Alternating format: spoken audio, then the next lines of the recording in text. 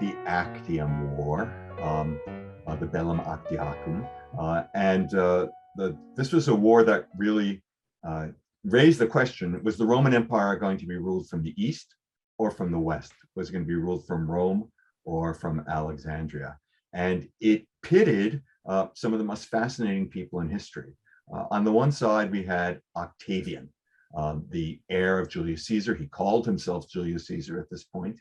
And on the other side, we had one of history's great power couples, Antony and Cleopatra. Octavian was the master of the West, and he ruled from Rome. And Antony and Cleopatra were the masters of the East, and they had their base in Alexandria. And this is a showdown that was going to decide which of these two would prevail, and where and how the Roman Empire would be ruled. So historically, it's tremendously important. It really is like a pivotal moment, and it's so rare in history that we get such clean, neat, pivotal moments. I mean, they're almost always with a bridge or something like that, but it's always very satisfying to kind of know that this is a moment when parallel universes could have occurred.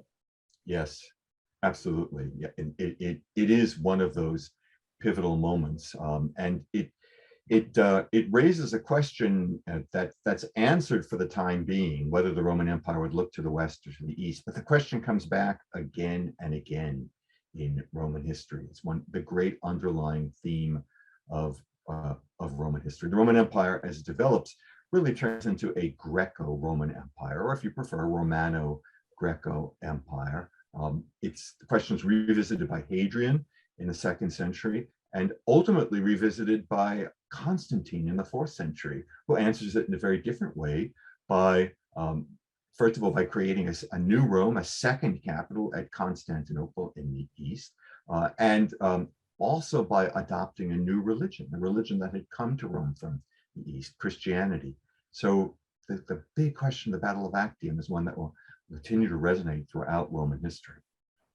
And it's such a fascinating battle, and I know you've written a whole book on it, so I want to let readers get to enjoy the juicy details. But I think it's really good to sort of set up the premise and kind of get everybody familiar with the characters, because everybody sort of knows Mark Antony and Cleopatra, and they also know Octavian, but there's also a few other really critical, strong personalities that are highly influential, that maybe we can kind of go over some of the cast of characters. Yeah, some of the cast of characters. Well, the prime of place goes to Agrippa, Marcus Vipsanius Agrippa. He is Octavian's admiral. He's also Octavian's general and Octavian's right-hand man. Octavian was no coward. He took part in battle, but he was not a great commander. That wasn't his expertise. Part of his expertise was being a great leader and knowing his own limitations and choosing a partner who he could work with. And in Marcus Agrippa, who had been a childhood friend, he found the perfect partner. Agrippa was a great admiral. He was an experienced one. He had led the campaign that achieved victory against Sextus Pompey in Sicily a few years earlier. He also played a very important role in the conquest of the penetration of the inland coast of Illyria shortly before the Battle of Actium. He was by far the most experienced naval commander who took part in the battle, and tremendously valuable for Octavian to have him there. And that's always a great lesson for people. If you've got to know your limitations and pick excellent people to work with.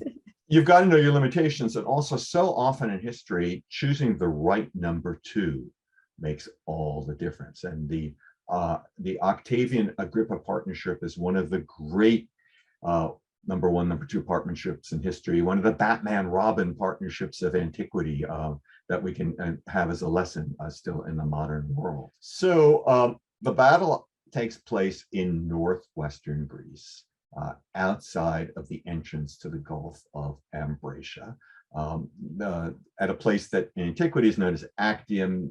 In modern times, there's a city nearby called Preveza, and it controls the east coast of Greece, which is very important for navigation.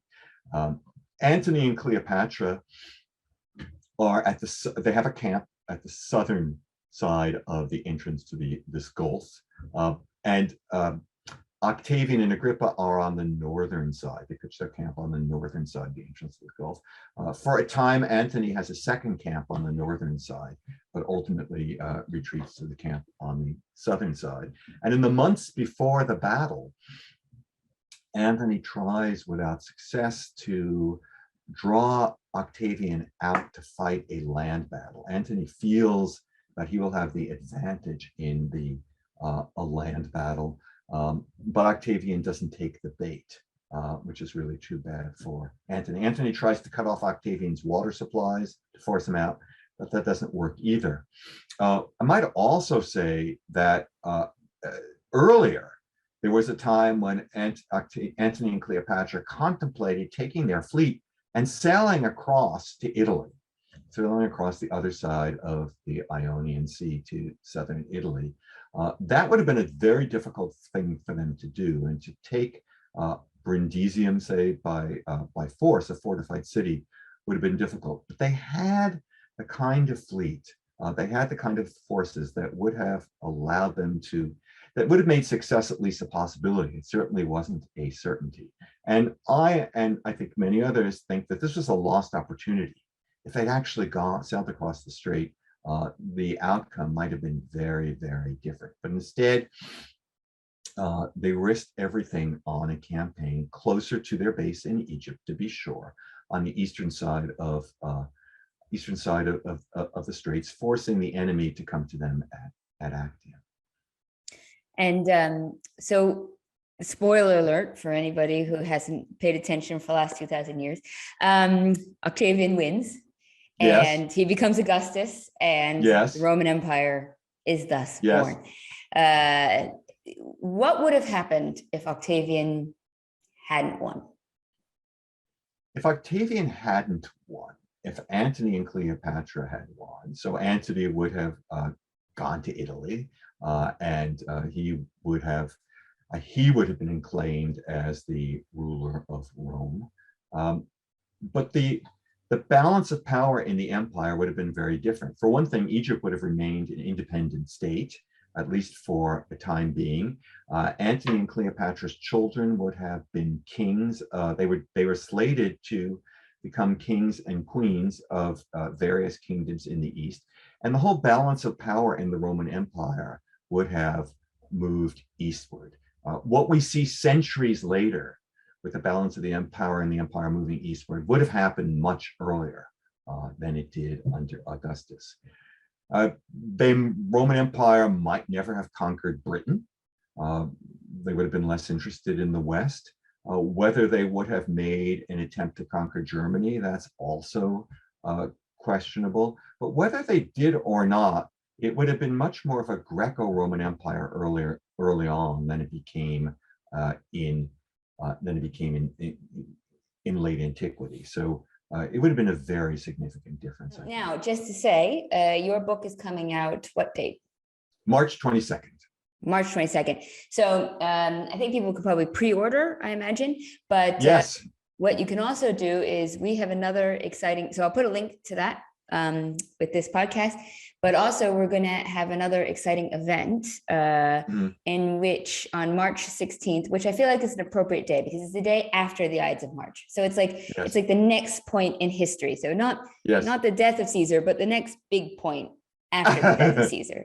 So that's how I like to think of it. And we're going to have a really exciting panel because it's going to have your good self, who obviously you know so much about Julius Caesar and this specific battle. And I mean, this is your bread and butter. You've been working on this for so long. And we also have an expert on naval battle history and also an Egyptologist. Fabulous. So this is going to be like a really cool, different perspectives to look at the battle. But I think the war that made the Roman Empire will be a perfect read for those who want to really delve deep into this really pivotal moment in Roman history and indeed Western history. Thank you. Yeah, thanks.